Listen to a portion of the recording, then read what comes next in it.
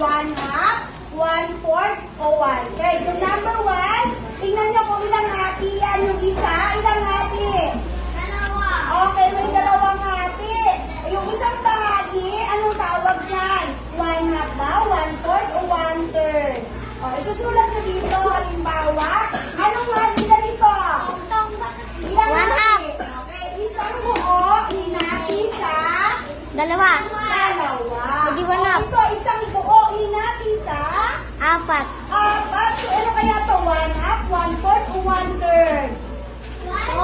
Sinabi na. O, yun, ganun yung lalagay. One fourth. Ito, isang buo, hinati sa One half. ito? One half. Isang buo, hinati sa dalawa.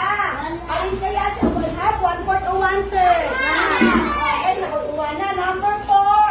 O, ilang hati ito? Isang buo, hinati sa 1-3. tatlo. So, 1-3. one third yung isang bahagi niya. Ito, ilang ito? Isang One buo. fourth. One Hinati fourth. sa apat. Ano yung isang bahagi niya ay?